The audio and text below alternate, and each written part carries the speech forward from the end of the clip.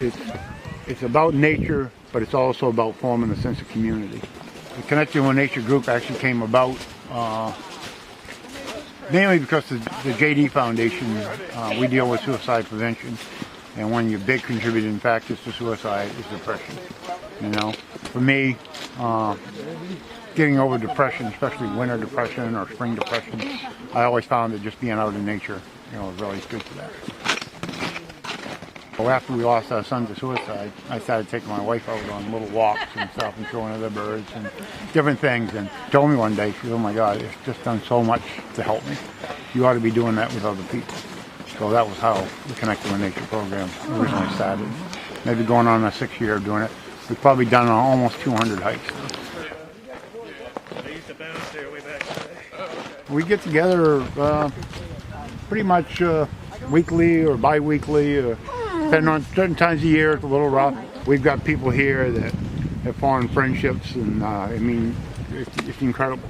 You know, it isn't just a bunch of people. It's you know, we actually have all become friends. All right, thank you. I love to hike. That is my therapy. I think it's really good for the soul to get out in the woods.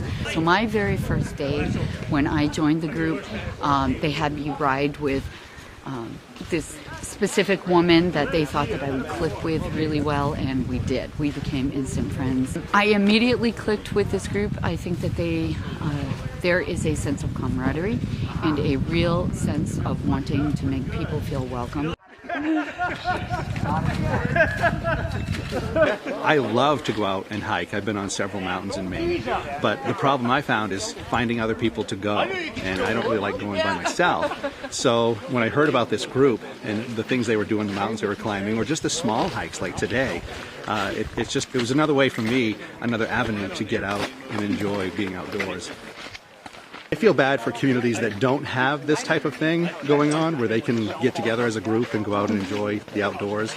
I wish, you know, it'd be nice if every little community had a group like this that could just get together through Facebook and say, "Oh, there's a hike on the 17th, I can make it, so I'm going to go." And if you can't, well, you know, you hang around, and a couple weeks later, another one will come up on the website. So it's very neat. It's good to get out, and the people that we go out with are all having a good time, as you can tell.